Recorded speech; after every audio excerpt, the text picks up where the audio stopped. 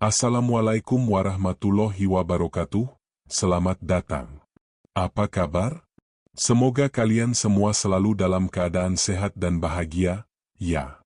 Sebelum lanjut, jangan lupa dukung kami dengan klik tombol subscribe dan komen hadir untuk absennya. Selamat menonton.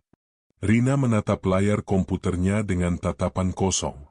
Matanya yang tajam dan penuh ambisi kini memancarkan rasa iri yang pekat. Di hadapannya, sebuah email dari manajer terpampang jelas, "Selamat kepada saudari Sarah, atas promosi jabatan sebagai Kepala Divisi Pemasaran." Jantung Rina terasa seperti dihimpit batu besar. Napasnya tercekat, seolah udara di ruangan AC yang dingin itu tiba-tiba menjadi hampa. Sarah. Selalu Sarah. Sudah 5 tahun Rina bekerja di perusahaan ini. 5 tahun ia mengabdikan diri, bekerja lembur, dan memberikan ide-ide brilian. Namun, setiap kali ada kesempatan untuk naik jabatan, nama Sarah selalu muncul sebagai pesaing, dan lebih sering, sebagai pemenang. Sarah, dengan senyum ramahnya, kepribadiannya yang hangat, dan prestasinya yang cemerlang, seolah-olah ditakdirkan untuk menjadi yang terdepan. Rina benci akan hal itu. Ia benci melihat bagaimana setiap orang, dari manajer hingga OB, menyukai Sarah. Mereka selalu memuji-muji Sarah. Sarah ini baik sekali, Sarah sangat pintar, Sarah selalu membantu. Pujian-pujian itu terasa seperti racun bagi Rina. Ia merasa dirinya tidak pernah dianggap. Ia merasa usahanya tidak pernah dihargai. Ia merasa, selama ada Sarah, ia akan selalu berada di bawah bayang-bayang. Rasa iri itu memuncak ketika pengumuman promosi itu keluar. Posisi Kepala Divisi Pemasaran adalah mimpi Rina. Ia telah merencanakan segalanya, menyusun strategi presentasi, dan bahkan menyiapkan pidato penerimaan. Ia yakin, kali ini, ia akan menang. Tetapi, realita menamparnya keras. Sarah, yang baru bergabung 2 tahun, berhasil mendapatkan posisi itu. Malam itu, Rina tidak bisa tidur. Pikirannya dipenuhi kebencian dan amarah. Ia menatap langit-langit kamarnya yang gelap, mencari-cari alasan. Pasti ada sesuatu yang tidak beres. Sarah terlalu sempurna. Terlalu beruntung. Mustahil keberhasilannya hanya berasal dari kerja keras. Sebuah ide jahat, gelap, dan mengerikan mulai merayap di benaknya. Ia berpikir, bagaimana jika ia tidak bisa mengalahkan Sarah secara adil, ia akan menghancurkannya dengan cara lain. Keesokan harinya, Rina datang ke kantor dengan senyum palsu. Ia mengucapkan selamat kepada Sarah dengan bibir yang gemetar. Sarah, yang tidak menyadari niat jahat Rina, memeluknya dengan tulus. "Terima kasih, Rina. Aku tidak akan bisa sampai di sini tanpa dukunganmu," ucap Sarah. Kata-kata itu terasa seperti tusukan pisau bagi Rina. Rina memulai rencananya. Ia tidak langsung menyebarkan fitnah besar. Ia memulainya dari hal-hal kecil. Ia mulai bercerita kepada beberapa rekan kerja terdekat, yang ia tahu suka bergosip. "Aneh, ya, Sarah bisa naik secepat itu," bisiknya kepada Dian, seorang resepsionis yang terkenal suka menggosip. "Padahal, aku lihat dia sering pergi ke tempat aneh, pakai baju serba hitam." Desas-desus itu mulai menyebar. Awalnya hanya bisikan-bisikan kecil. Kemudian, Rina menambahkan bumbu-bumbu cerita yang lebih menarik. Ia mengatakan bahwa ia melihat Sarah membawa boneka jerami kecil di dalam tasnya. Ia juga mengatakan bahwa ia melihat Sarah berkomat-kamit di depan foto manajer. Cerita itu semakin dipercaya ketika Budi, seorang staf IT yang dikenal skeptis, menimpali. "Memang aneh, loh," kata Budi di kantin.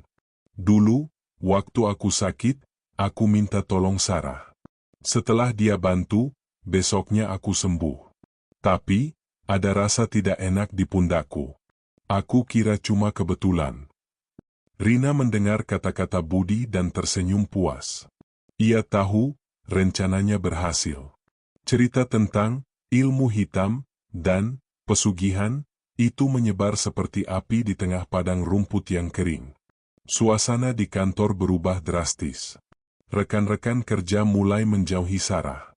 Senyum ramah Sarah kini hanya dibalas dengan tatapan curiga. Ajakan makan siang kini ditolak. Sarah yang bingung dan sedih tidak tahu apa yang sedang terjadi. Ia bertanya kepada beberapa teman dekatnya, namun mereka hanya memberikan jawaban yang tidak jelas.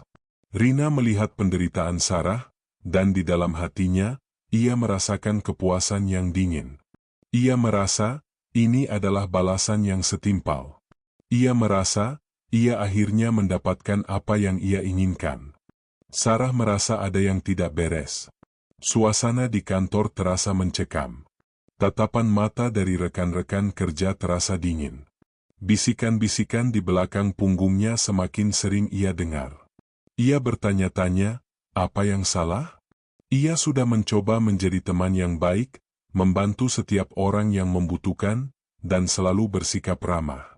Tapi, kenapa mereka semua menjauhinya? Di sisi lain, Rina merasa seperti ratu di istana barunya. Ia menjadi pusat perhatian, sumber informasi utama tentang rahasia di balik keberhasilan Sarah. Ia menceritakan fitnahnya dengan detail yang meyakinkan, membuat semua orang percaya. Budi, si skeptis, kini menjadi pendukung terbesarnya. Budi, yang percaya bahwa Sarah menggunakan ilmu hitam, mulai menyebarkan fitnah itu dengan lebih gencar. Ia bahkan membuat grup obrolan rahasia di mana ia mengumpulkan semua cerita-cerita tentang keanehan Sarah. Rina diam-diam merasa menang. Namun, kemenangan itu tidak berlangsung lama. Sebuah insiden mengerikan terjadi. Pagi itu, Rina sedang mengambil kopi di pantry. Tiba-tiba, ia mendengar suara gaduh dari tangga darurat. Suara itu diikuti oleh teriakan histeris.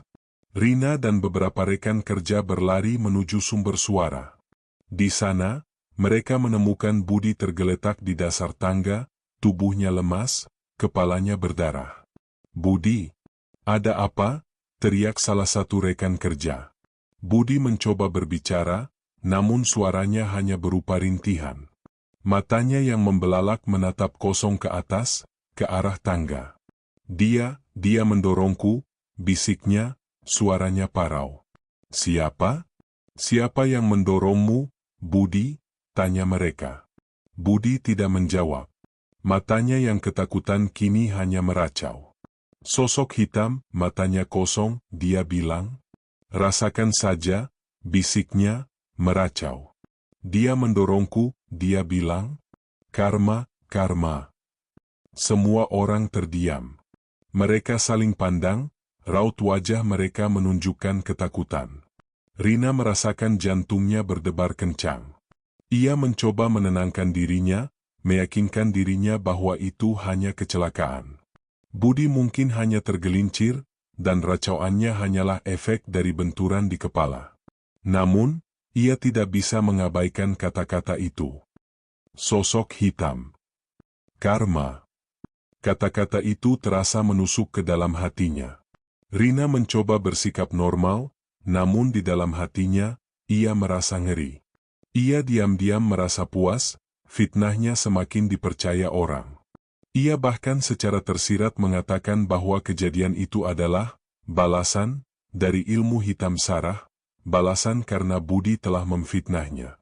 Malam itu, Rina kembali ke rumah dengan perasaan campur aduk.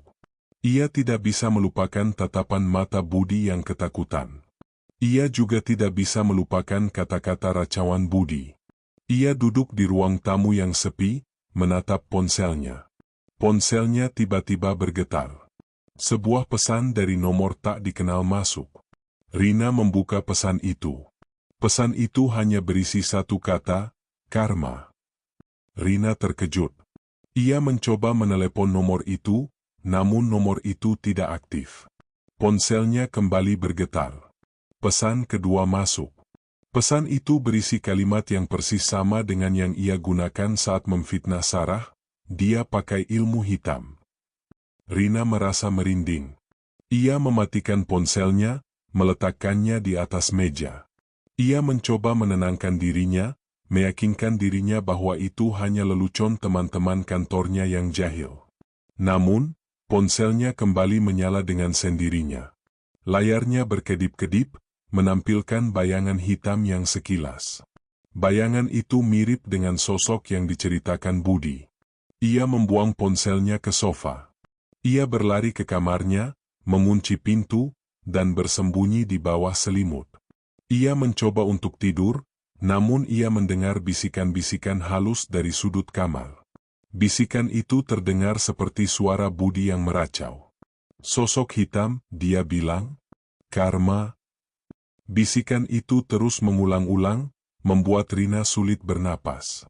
Rina tahu, teror itu sudah dimulai. Ini bukan lagi sekadar lelucon. Ini adalah sebuah peringatan. Peringatan yang datang dari perbuatan jahatnya. Ia telah menabur fitnah, dan sekarang, ia akan menuai karma. Rina bangun dengan mata sembab. Malamnya dihabiskan dalam ketakutan yang mencekam. Bisikan-bisikan dari sudut kamar terus mengulang kalimat-kalimat yang sama, meracau tentang karma dan sosok hitam. Ia mencoba meyakinkan dirinya bahwa itu hanya halusinasi karena kurang tidur dan kecemasan, namun ia tahu di lubuk hatinya, ada sesuatu yang tidak beres.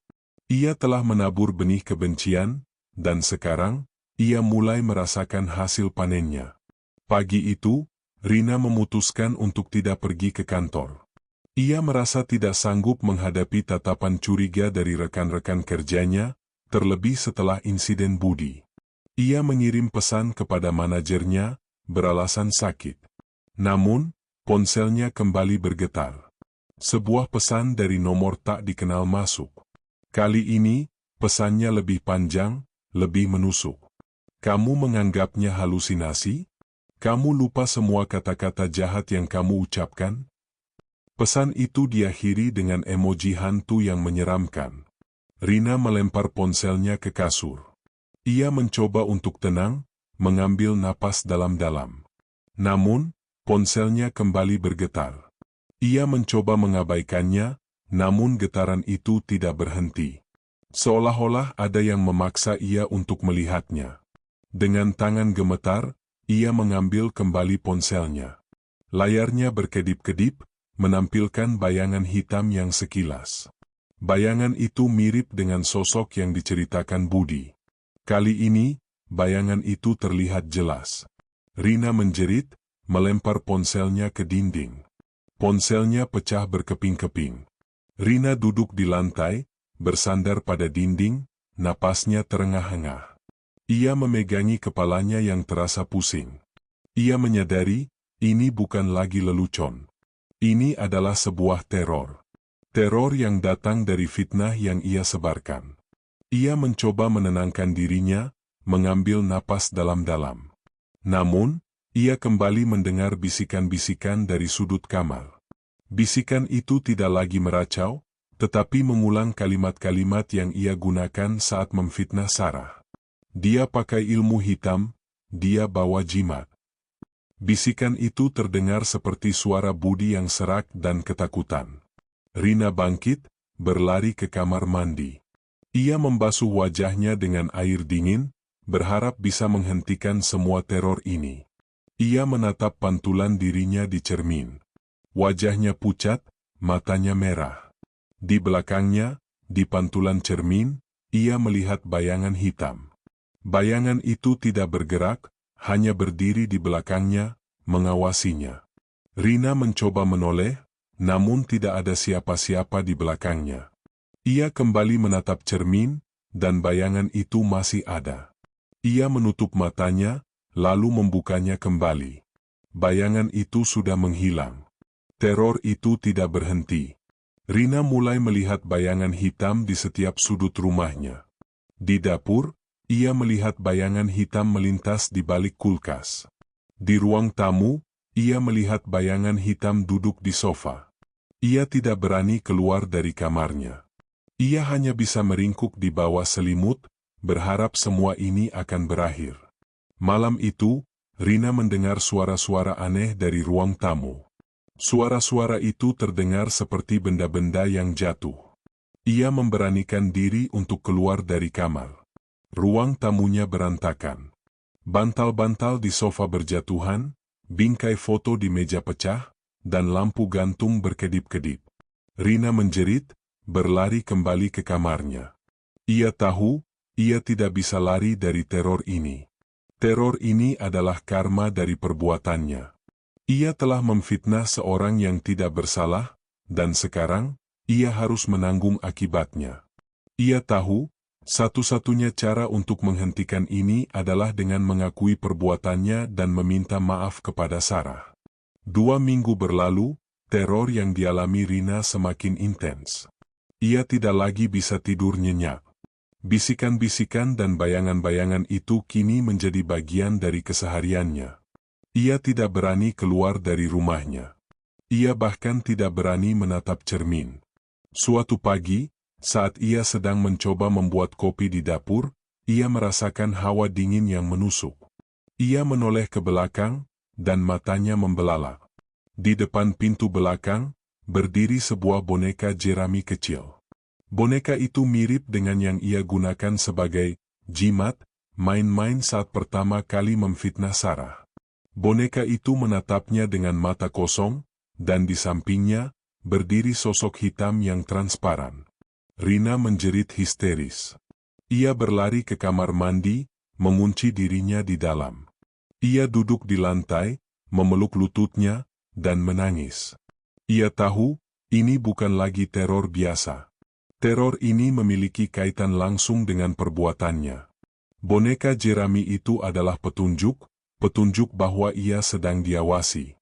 Teror fisik pun dimulai. Rina merasakan sentuhan dingin di pundaknya saat ia sedang duduk. Ia merasakan napas dingin di belakang lehernya. Ia bahkan melihat bayangan Budi di setiap sudut rumahnya. Bayangan itu tidak lagi meracau, tetapi hanya menatapnya dengan mata kosong, penuh kebencian. Rina tidak tahan lagi. Ia memutuskan untuk menghubungi Sarah. Ia harus mengakui perbuatannya dan meminta maaf. Ia harus mengakhiri teror ini. Ia mengambil ponselnya, yang sudah ia perbaiki. Tangannya gemetar saat ia menekan nomor Sarah. Namun, ponselnya mati dengan sendirinya. Ia mencoba menyalakannya lagi, namun yang keluar hanya suara statis yang mengerikan. Rina melemparkan ponselnya ke kasur. Ia frustrasi. Ia mengambil kunci mobilnya. Ia harus pergi ke rumah Sarah. Ia harus menemui Sarah. Ia harus mengakhiri semua ini. Ia keluar dari rumah, mengunci pintu. Ia berjalan ke mobilnya, namun ia melihat bayangan hitam di kursi belakang. Ia menjerit, berlari kembali ke rumahnya. Ia mencoba menenangkan dirinya, meyakinkan dirinya bahwa itu hanya halusinasi. Ia kembali ke mobilnya, membuka pintu, dan melihat ke kursi belakang. Tidak ada siapa-siapa. Ia masuk ke dalam mobil, menyalakan mesin. Namun, ia melihat bayangan Budi di kaca spion. Bayangan itu menatapnya dengan mata kosong, dan di belakangnya, berdiri sosok hitam yang menakutkan. Rina tidak peduli. Ia menginjak gas, melaju kencang, meninggalkan rumahnya. Namun, teror itu tidak berhenti. Di jalan, ia melihat bayangan Budi di setiap sudut. Di persimpangan jalan, ia melihat bayangan itu menyeberang di depannya. Ia menekan rem, jantungnya berdebar kencang. Ia mencoba untuk tenang, tetapi ia tidak bisa. Perjalanan ke rumah Sarah menjadi neraka. Mobilnya mogok di tengah jalan. Ia mencoba menghubungi Sarah lagi, namun ponselnya mati dengan sendirinya. Ia keluar dari mobil, berjalan kaki, berharap bisa sampai di rumah Sarah sebelum gelap. Namun, ia melihat bayangan hitam di kejauhan. Bayangan itu berjalan ke arahnya. Rina merasakan ketakutan yang luar biasa. Ia berlari, sekuat tenaga, meninggalkan mobilnya. Ia tahu, teror itu akan mengikutinya kemanapun ia pergi. Ia tahu, ia harus menghadapi karmanya. Ia harus sampai di rumah Sarah. Ia harus meminta maaf. Hanya itu satu-satunya cara untuk mengakhiri semua ini. Rina berlari tanpa henti, napasnya terengah-engah. Jantungnya berdebar kencang, memukul-mukul dadanya. Ia tidak peduli lagi dengan teror yang ia lihat di jalanan, tidak peduli dengan bayangan Budi yang terus mengejarnya. Satu-satunya hal yang ada di pikirannya adalah sampai di rumah Sarah. Ia harus mengakui semua perbuatannya, semua fitnah yang telah ia sebarkan. Penyesalan itu kini berubah menjadi beban yang luar biasa, membebani setiap langkahnya. Ketika ia melihat sebuah gang kecil yang menuju ke pemukiman penduduk, ia mempercepat larinya. Ia tahu, rumah Sarah ada di sana. Gang itu gelap dan sempit. Rina merasakan hawa dingin yang menusuk. Ia menoleh ke belakang, dan matanya membelalak. Di ujung gang, berdiri sosok hitam, matanya kosong. Rina menjerit, berlari sekuat tenaga. Ia tidak peduli lagi dengan rasa takutnya, ia hanya ingin sampai di rumah Sarah. Ketika ia sampai di depan rumah Sarah, ia melihat gerbangnya terbuka. Rina masuk, berjalan tergesa-gesa ke pintu depan. Ia menekan bel, namun tidak ada jawaban. Ia menggedor pintu itu. Sarah, Sarah, ini aku, Rina. Buka pintunya, teriaknya. Namun, tidak ada jawaban. Rina mencoba memutar kenop pintu. Pintu itu tidak terkunci.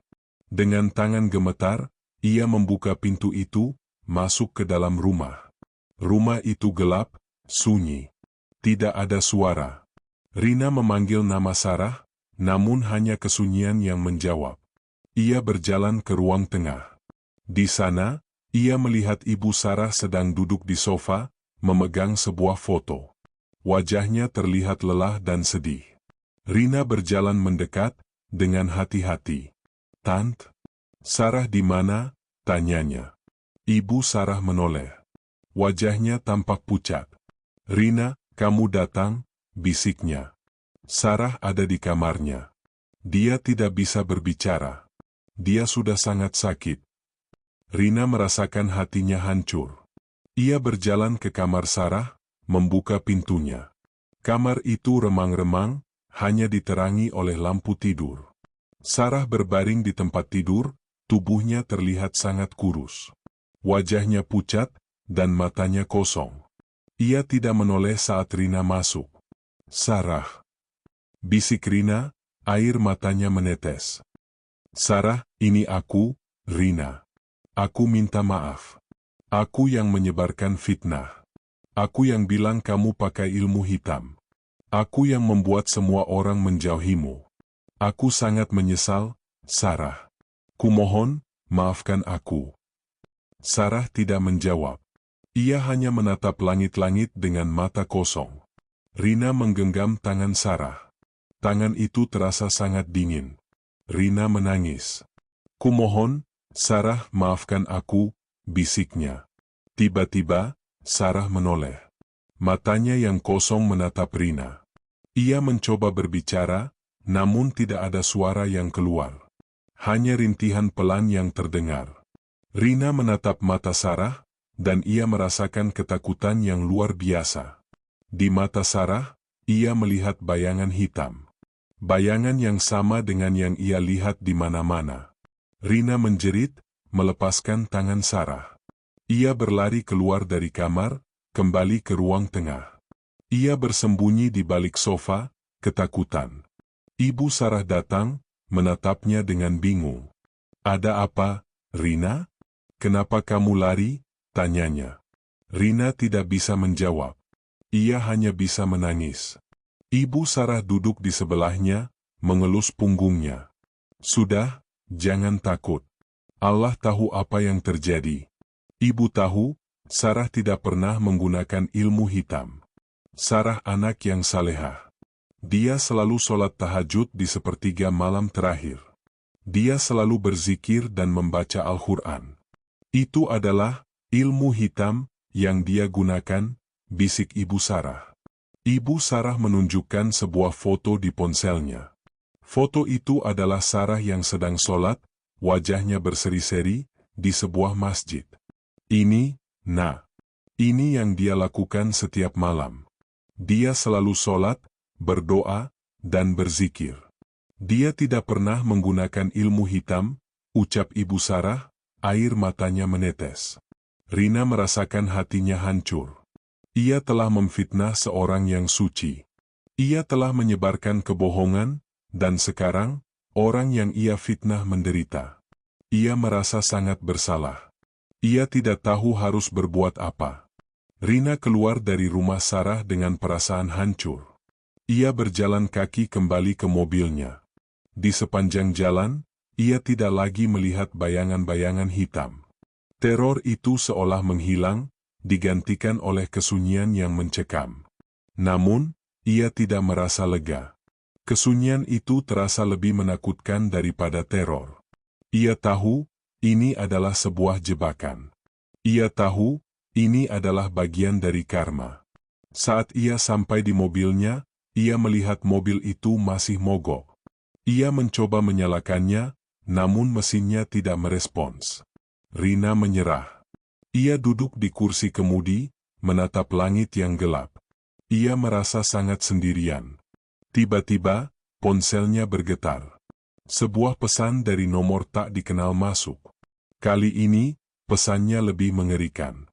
Kamu pikir semuanya sudah berakhir? Kamu pikir dengan pengakuanmu, kamu akan bebas? Rina terkejut. Ia menjatuhkan ponselnya ke lantai mobil. Ia mencoba untuk tenang. Namun, ponsel itu menyala dengan sendirinya. Layarnya berkedip-kedip, menampilkan bayangan hitam yang menyeramkan. Bayangan itu tertawa. Tawanya terdengar di dalam mobil, memenuhi setiap sudut. Rina menjerit, berlari keluar dari mobil. Ia berlari tanpa arah, tidak tahu harus kemana. Ia berlari ke sebuah warung kopi di pinggir jalan. Ia duduk di sana, mencoba menenangkan dirinya. Ia memesan kopi, namun tangannya gemetar. Kenapa kamu, Nak? Wajahmu pucat sekali, tanya pemilik warung, seorang bapak tua. Rina tidak bisa menjawab. Ia hanya bisa menangis. Bapak itu duduk di sebelahnya, menenangkannya. Rina menceritakan semua yang ia alami. Ia menceritakan fitnah yang ia sebarkan, teror yang ia alami, dan pertemuannya dengan Sarah. Bapak itu mendengarkan dengan saksama. Nak, kamu telah melakukan kesalahan besar. Kamu telah memfitnah orang yang suci. Kamu telah membangunkan penjaga karma, kata bapak itu, suaranya pelan dan berwibawa. Penjaga karma? Tanya Rina, bingung. Ya, Nak. Setiap perbuatan jahat yang kita lakukan, akan menciptakan energi negatif. Energi itu akan menarik entitas-entitas jahat. Entitas-entitas itu adalah penjaga karma. Mereka akan menagih hutangmu. Mereka akan menghantuimu sampai kamu membayar hutangmu, jelas bapak itu. Rina terkejut. Ia tidak menyangka bahwa perbuatannya akan membawa konsekuensi yang begitu besar. Ia tidak menyangka bahwa ia akan berurusan dengan hal-hal gaib. Apa yang harus saya lakukan, Pak? Tanya Rina, suaranya bergetar. Bapak itu menatapnya dengan tatapan penuh arti. Satu-satunya cara untuk menghentikan ini adalah dengan mengakui semua perbuatanmu. Kamu harus mengakui fitnah yang kamu sebarkan kepada semua orang. Kamu harus membersihkan nama Sarah. Hanya itu satu-satunya cara untuk membayar hutangmu, kata bapak itu. Rina mengangguk. Ia tahu, bapak itu benar. Ia harus mengakui semua perbuatannya. Ia harus membersihkan nama Sarah. Ia harus mengakhiri teror ini. Malam itu, ia mendapat kabar bahwa Sarah meninggal dunia. Jantung Rina terasa seperti ditusuk. Ia menangis, meratap. Ia merasa sangat bersalah. Ia merasa, ia adalah penyebab kematian Sarah. Ia pulang ke rumah, dengan perasaan hancur. Ia melihat cermin di ruang tamu. Cermin itu retak. Di permukaan cermin, ia melihat tulisan yang terukir, "Kamu pikir semuanya sudah berakhir?" Rina menjerit. Ia tahu, teror itu belum berakhir. Ini hanyalah awal dari mimpi buruknya. Ia tahu, ia tidak hanya dihantui oleh penjaga karma, tetapi juga oleh arwah budi yang meracau dan arwah Sarah yang sedih. Karma telah datang padanya, dan tidak ada pengampunan. Rina duduk di sudut kamarnya, meringkuk seperti anak kecil yang ketakutan. Malam telah tiba, dan kegelapan di luar jendela terasa seperti dinding yang menghimpitnya. Ia tidak lagi peduli dengan rasa lapar atau haus. Pikirannya hanya dipenuhi oleh satu hal, tulisan di cerminnya. "Kamu pikir semuanya sudah berakhir?" Kalimat itu terus terngiang, bergema di kepalanya, seolah-olah diucapkan oleh bisikan tak kasat mata. Ia tahu, kematian Sarah, yang seharusnya menjadi penutup dari penderitaannya, justru menjadi awal dari teror yang lebih mengerikan. Kesunyian yang ia rasakan setelah meninggalkan rumah Sarah bukanlah kedamaian, melainkan jeda yang penuh ancaman, sebuah jeda sebelum badai yang lebih besar datang.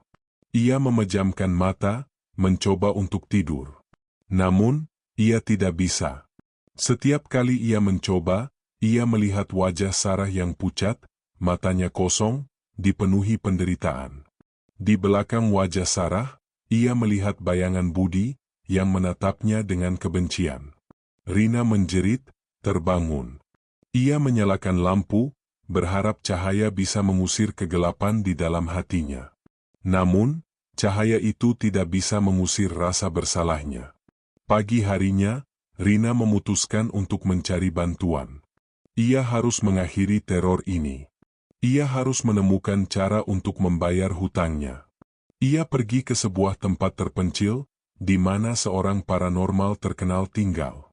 Ia mencari informasi di internet, dan menemukan nama Nenek Sukma.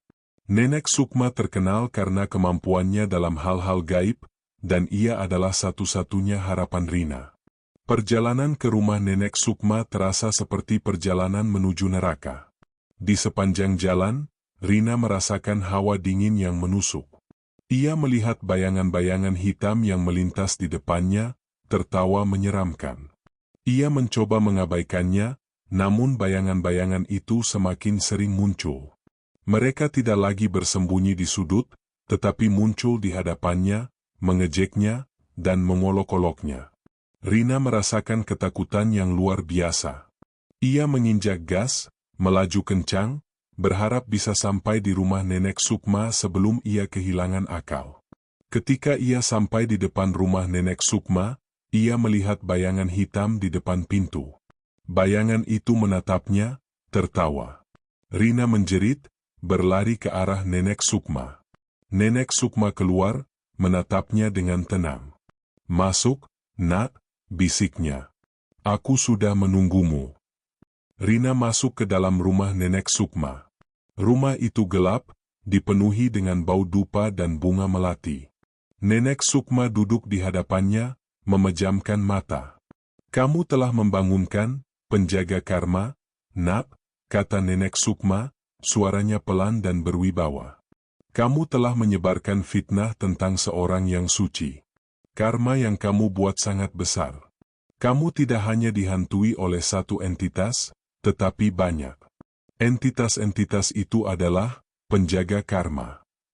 Mereka akan menagih hutangmu sampai kamu membayarnya." Rina terkejut. Ia tidak menyangka bahwa perbuatannya akan membawa konsekuensi yang begitu besar. Ia tidak menyangka bahwa ia akan berurusan dengan hal-hal gaib yang begitu kompleks. "Apa yang harus saya lakukan, Nenek?" tanya Rina, air matanya menetes. "Hanya ada satu cara untuk menghentikan ini," kata Nenek Sukma.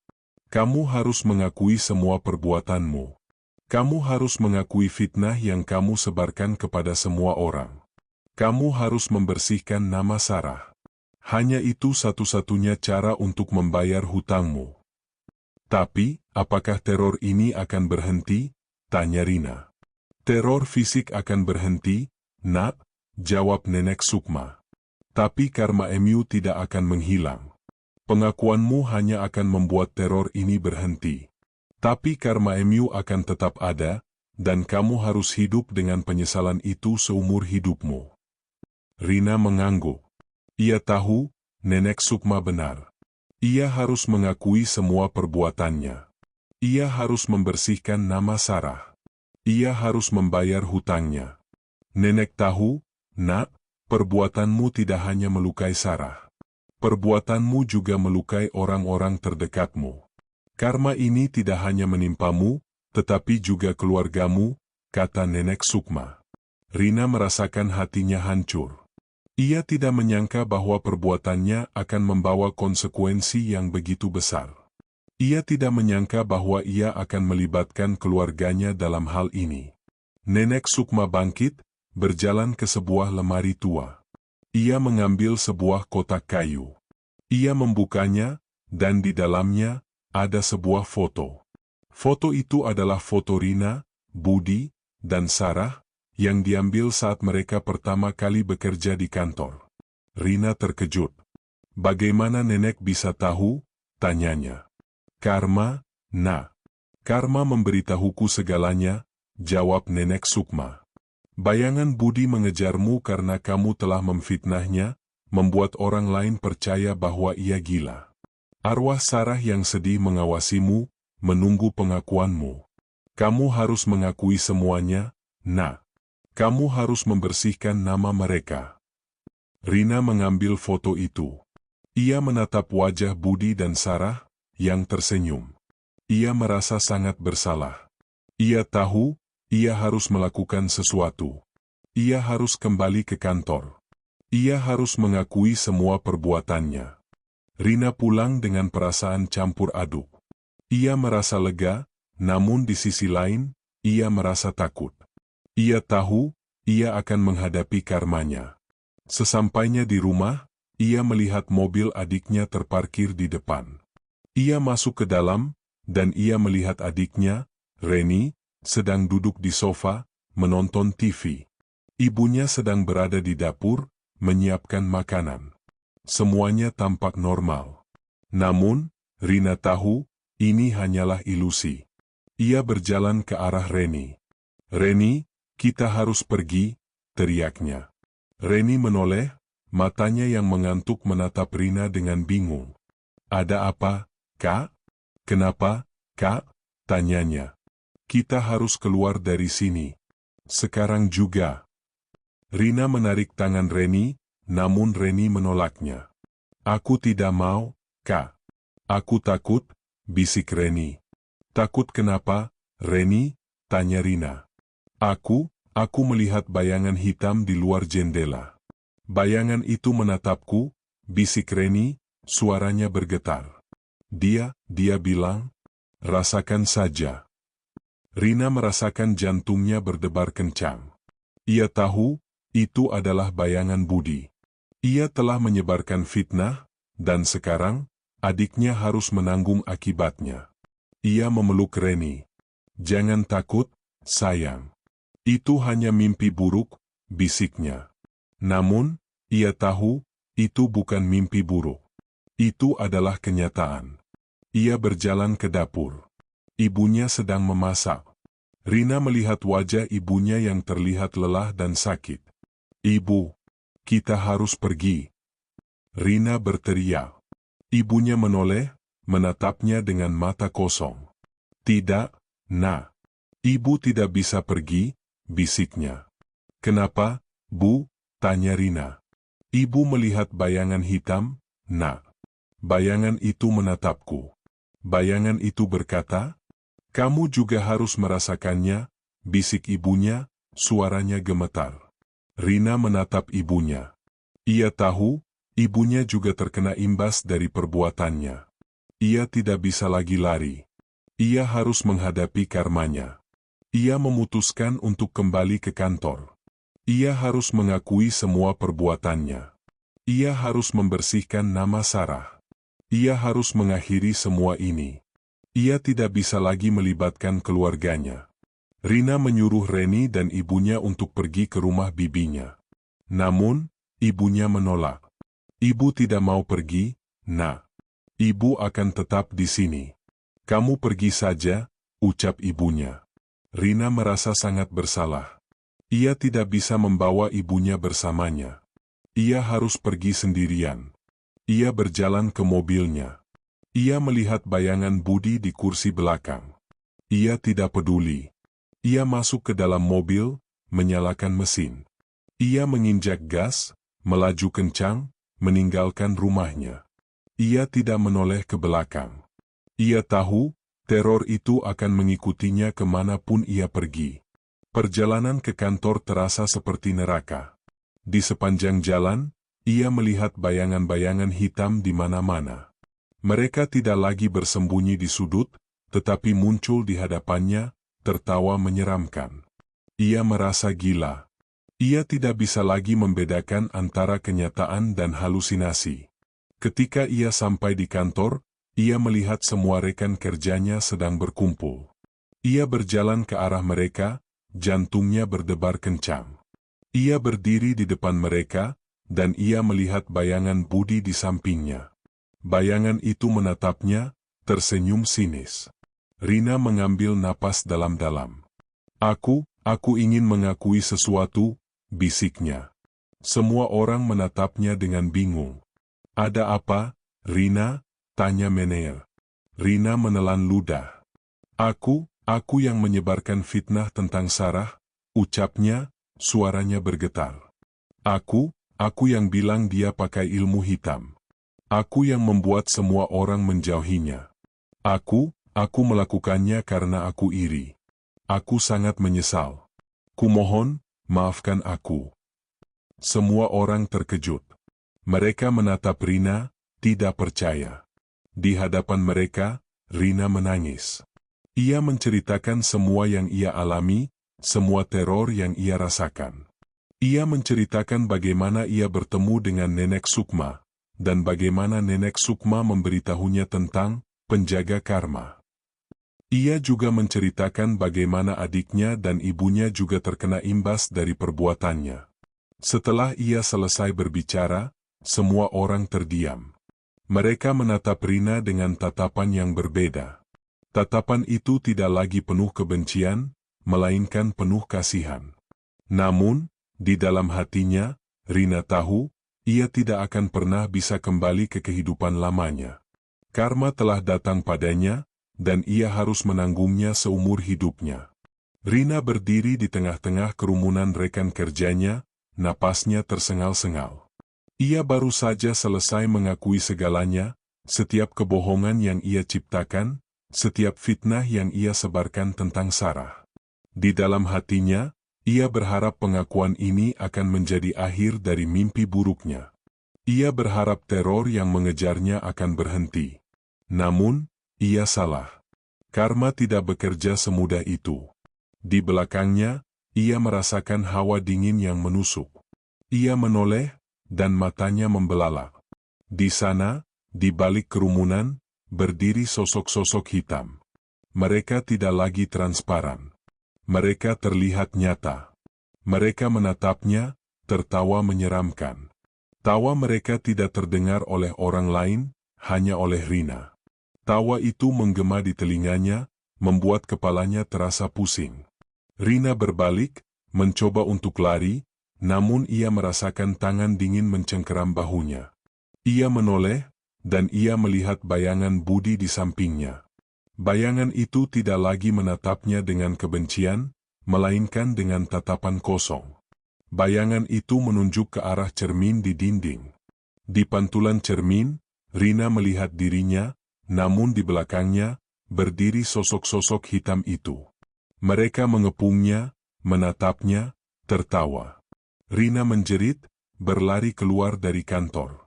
Ia tidak peduli dengan tatapan bingung dari rekan-rekan kerjanya. Ia hanya ingin lari. Ia berlari ke jalanan, sekuat tenaga. Namun, bayangan-bayangan itu mengikutinya. Mereka tidak lagi mengejarnya, tetapi mereka berada di sekelilingnya. Mereka muncul di setiap sudut, di setiap toko, di setiap mobil. Mereka tertawa, menertawakannya. Rina merasa gila. Ia tidak bisa lagi membedakan antara kenyataan dan halusinasi. Ia terus berlari, namun ia tidak tahu harus kemana. Ia berlari ke sebuah taman yang sepi. Ia duduk di bangku, napasnya terengah-engah. Ia memeluk lututnya, menangis. "Kenapa, kenapa kalian tidak meninggalkanku?" bisiknya, suaranya parau. Bayangan-bayangan itu muncul di sekelilingnya. Mereka tidak berbicara, mereka hanya tertawa. Tawa mereka membuat Rina merasa sakit. Ia merasa jiwanya terkoyak. Ia merasa hancur. Ia tidak tahu harus berbuat apa. Tiba-tiba, ia mendengar suara yang familiar. Suara itu adalah suara Sarah. Suara itu terdengar sedih, namun penuh kasih. "Rina, aku sudah memaafkanmu," bisik suara itu. "Aku sudah memaafkanmu. Tapi karma tidak akan pernah bisa dihindari." Rina menoleh ke arah suara itu, namun ia tidak melihat siapa-siapa. Ia hanya melihat bayangan-bayangan hitam. Ia menyadari, suara itu adalah suara dari masa lalu. Suara itu adalah suara arwah Sarah. Kumohon, maafkan aku," bisik Rina. "Aku sudah memaafkanmu. Tapi, kamu harus hidup dengan penyesalan itu, Rina," bisik suara Sarah. Bayangan-bayangan hitam itu semakin mendekat. Mereka tidak lagi tertawa. Mereka menatapnya dengan mata kosong. Rina tahu, ini adalah akhir. Ini adalah puncak keputusasaan. Malam itu, Rina tidak pulang ke rumah. Ia menghabiskan malam itu di taman, meringkuk di bawah pohon. Ia tidak bisa tidur. Ia terus memikirkan kata-kata Sarah. "Kamu harus hidup dengan penyesalan itu." Rina tahu, Sarah benar. Pengakuan tidak akan bisa menghapus karma yang telah ia ciptakan. Pengakuan hanya akan menghentikan teror fisik, namun tidak akan bisa menghentikan teror psikologis. Pagi harinya, ia kembali ke rumah. Ia melihat ibunya sedang duduk di sofa, menatapnya dengan tatapan khawatir. "Rina, kamu baik-baik saja?" tanyanya. Rina tidak menjawab. Ia hanya bisa menangis. Ibunya memeluknya. "Ibu tahu, Nak. Ibu tahu semuanya," bisik ibunya. "Ibu tahu kamu sudah mengakui semuanya. Ibu bangga padamu." Rina terharu. Ia merasa sedikit lega. Setidaknya, ibunya memaafkannya. Namun, ia tahu, teror itu belum berakhir. Ia masih melihat bayangan-bayangan hitam di sekelilingnya. Ia masih mendengar tawa mereka. Rina memutuskan untuk kembali ke kantor. Ia tidak bisa lagi hidup seperti ini. Ia harus menghadapi semuanya. Ia berjalan ke kantor, dan ia melihat tatapan dari rekan-rekan kerjanya. Tatapan itu tidak lagi penuh kebencian, melainkan penuh kasihan. Mereka tahu apa yang ia alami. Mereka tahu bahwa ia menderita. Rina masuk ke ruangannya. Ia duduk di kursi, menatap layar komputernya. Ia tidak bisa bekerja. Pikirannya kosong. Ia hanya bisa memikirkan Sarah. Ia memikirkan bagaimana ia memfitnah Sarah, bagaimana ia membuat Sarah menderita. Penyesalan itu terasa seperti api yang membakar jiwanya. Di cermin di dinding, ia melihat bayangan Budi. Bayangan itu tidak lagi tertawa. Bayangan itu menatapnya, dengan tatapan yang kosong. Rina tahu, ia harus membersihkan nama Budi juga. Ia harus mengakui bahwa Budi tidak gila. Rina bangkit, berjalan ke ruang tengah. Ia berdiri di depan semua rekan kerjanya. Aku ingin mengakui sesuatu," bisiknya. Aku yang membuat Budi gila. Aku yang menyebarkan fitnah tentang Sarah, dan aku yang membuat Budi percaya. Aku yang bertanggung jawab atas kecelakaan Budi." Semua orang terkejut. Mereka menatap Rina, tidak percaya. Rina menangis. Ia menceritakan bagaimana ia memfitnah Budi, bagaimana ia membuat Budi percaya bahwa Sarah menggunakan ilmu hitam. Ia menceritakan bagaimana ia melihat bayangan Budi. Ia menceritakan semuanya. Setelah ia selesai berbicara, semua orang terdiam. Mereka menatap Rina, tidak tahu harus berkata apa. Rina tahu, ia telah membayar hutangnya. Ia telah mengakui semua perbuatannya. Namun, karma tidak akan pernah bisa dihindari. Rina tidak lagi melihat bayangan Budi. Ia juga tidak lagi melihat bayangan-bayangan hitam. Namun, ia tahu, mereka masih ada. Mereka masih mengawasi. Mereka masih tertawa. Ia tahu, ia harus hidup dengan penyesalan itu seumur hidupnya. Rina akhirnya dikucilkan, sendirian, hidup dalam ketakutan dan penyesalan yang tiada akhir. Ia tidak bisa lagi bekerja, ia tidak bisa lagi berinteraksi dengan orang lain. Ia hanya bisa duduk di kamarnya, memandangi cermin, melihat dirinya yang hancur. Ia tahu, ia telah membayar tuntas karmanya.